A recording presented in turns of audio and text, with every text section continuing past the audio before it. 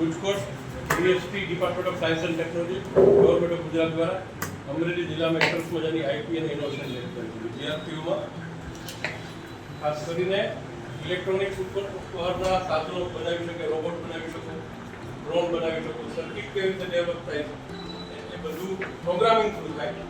તો એ બધું શીખવા માટે વિદ્યાર્થી વિના ખર્ચે કોઈ પણ આની ફી નથી, વિદ્યાર્થી આવી બનાવી શકે એવો ગુજકોટનો આ સુંદર મજાનો એમ છે, એને આપણે આ સાર્થક કરવાનો. આજે આપણી વચ્ચે ભાવેશભાઈ કડેવાલ છે કે જે આની ઉપર એમની એક પકડ છે. તમને જુદા જુદા સર્કિટના ઓર્ડિનો દ્વારા થતા સર્કિટનું કામ, સર્કિટ કેવી રીતે કામ કરે છે એ તમને સમજાવવાના છે ભાવેશભાઈ કડેવાલ. આજે એમનું GUJCOST department of science and technology government એમના વતી હું સ્વાગત કરું છું. આજે એમણે તમારી માટે સમય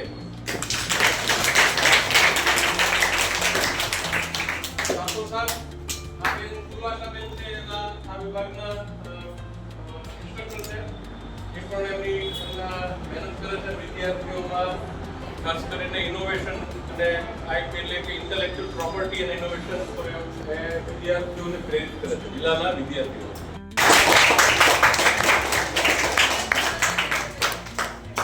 આ વિભાગ છે ને એ વિદ્યાર્થીઓની બૌદ્ધિક ક્ષમતાને ઉજાગર કરવા માટે છે, પ્રોત્સાહિત કરવા માટે ગુજકોટને બનાવ્યો છે. એટલે આનો મહત્તમ લાભ તમે પણ લ્યો, તમારા મિત્રો સર્કલમાં પણ કહો કે અહીંયા સરસ મજાની આ લેબ ખુલી છે, વર્ષ જેવું થઈ ગયું છે, ઘણા બધા વિદ્યાર્થીઓ આવે છે, કોઈ પણ ફી નથી, નિઃશુલ્ક છે.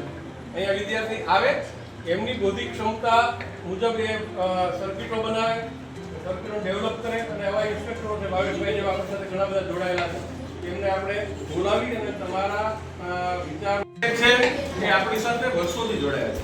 એમનું કામ છે વિદ્યાર્થીઓને ખગોળ ઉપર પ્રેરિત કરવા. લાખો વિદ્યાર્થીઓને એમણે કોઈ પણ ફી લીધા વગર એની ત્યાં જઈને અવકાશનું જ્ઞાન આપ્યું છે, અવકાશ વિજ્ઞાનનું સમજાવ્યું છે, સ્પેસ સાયન્સનું સમજાવ્યું છે, ટેલિસ્કોપ દ્વારા અવકાશ નિદર્શન કરાવાયું છે.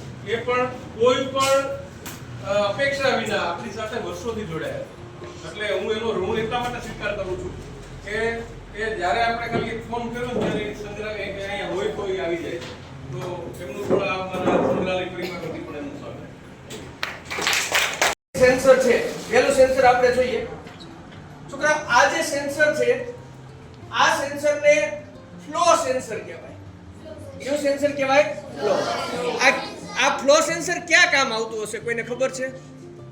છોકરાઓ, અત્યારે હમણાં જ આપણા પ્રધાનમંત્રી સાહેબે એક સૂચના આપી, પેટ્રોલ ડીઝલની બચત કરો. દરેક પેટ્રોલ પંપ હોય કે નહીં, ત્યાં તમને ખબર હોય તો આમ નોઝલ દબે ને તો જ પેટ્રોલ આવે, ખબર છે?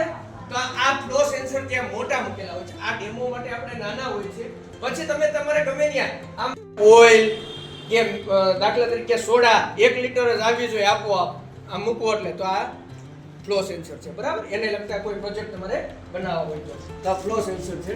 ત્યાર પછી અહીંયા વિજ્ઞાન મેળામાં તમારા સ્કૂલ લેવલે કે બીજે ક્યાંય થતા હશે તો તમે જોયું હશે અને કદાચ વાપરેલું પણ હશે. આને શું કહેવાય, કોઈને ખબર છે બેટા? નામ છે યુવી એટલે કે અલ્ટ્રાસોનિક સેન્સર. તમારે જો કોઈ એવો પ્રોજેક્ટ બનાવવો હોય, આપોઆપ દરવાજા બંધ થઈ જાય, આપોઆપ દરવાજા ખુલી જાય, તો એના માટે આ સેન્સર વપરાય છે, જેને શું કહેવાય?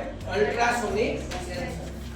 એક સેન્સર રેન ડિટેક્ટ એટલે કે આના ઉપર પાણીનું ટીપું જેવું તમે મૂકશો ને એટલે આ સેન્સર વાગવા મળશે. એની સાથે જોડાયેલું આ બઝર છે ને એ વાગવા મળશે, એટલે આપને ખબર પડે કે વરસાદ આવ્યો છે. દાખલા તરીકે ન ચાલશે, આને કદાચ આપણે બેટરી સાથે જોડીને તો ન ચાલે. આને કંઈક આની અંદર મગજ ઉતારવું પડે. આની અંદર સર્કિટ હોય, આ સર્કિટને બીજી સર્કિટ સાથે આપણે જોડશું એટલે એની કમાન્ડ દ્વારા હાલશે. આ 360 ડિગ્રી પણ હાલે અને આ 180. આ મારા ખ્યાલ પ્રમાણે 180 ડિગ્રી વાળી છે. આ ઊંચું નીચું કોઈ પણ આપણે ડસ્ટબિન હોય આપોઆપ ખુલ્લી બંધ થઈ જાય એના માટે, અને એવા ઘણી જગ્યાએ દરવાજા આપોઆપ બંધ કરવામાં એવી રીતે આ દરેક જગ્યાએ કામ આવે છે. એમાં આ પ્રકારના ગિયર ચક્રડા દ્વારા મેન્ટેન થતું હોય છે. કોઈને રોપવે બનાવવું હોય તો આ પ્રકારનું સાધન તમે અહીંયાથી વાપરી શકો છો. ત્યાર પછી ધોરણ 7 માં તમારે પાઠ વિદ્યુત પ્રવાહ વાળો પાઠ આવે છે, જેમાં આનું પૂરું નામ આવે છે. આનું પૂરું નામ આવે છે, કોઈને ખબર છે આનું પૂરું નામ? આને શું કહેવાય? LED લાઈટ, બરાબર છે, એ આપને આવડે છે. પણ LED નું પૂરું નામ શું? આ આપણે ભણવાનું હોત આવે છે. LED આપને ખબર છે LED કેમ વાપરવી ને કોઈ ખબર છે? આ બે છેડામાંથી લાંબો છેડો ટૂંકો છેડો. તો લાંબો છેડો એ ક્યાં જોડવાનો? Very good. લાંબો છેડો કેવો છે? એ પણ ધોરણ 7 ના વિષયમાં આપણે ભણ્યા. અને ટૂંકો છેડો છે હવે હંમેશા લાંબા છેડા સાથે જો આ 70 સીધું છે ને છોકરાઓ, આ LED આ બધું 3 વોટ સુધી પાવર લે છે. દાખલા તરીકે મારે આ 9 વોટ આર્ડિનો ની અંદર આપણે કોડિંગ કરવું પડે. શું કરવું પડે? કોડિંગ. આની એક એપ્લિકેશન હોય, એ કોમ્પ્યુટર દ્વારા આપણે કોડિંગ કરવું પડે. આર્ડિનો ID એપ્લિકેશન આવે. કઈ આવે? Arduino ID. જો કોઈ બાળકો પાસે એક ઘરે લેપટોપ અથવા મોબાઈલ હોય તો એમાં સૌપ્રથમ આર્ડિનો ID એપ્લિકેશન ડાઉનલોડ કરી લેવાની. લેપટોપ હોય લેપટોપ ની, કોમ્પ્યુટર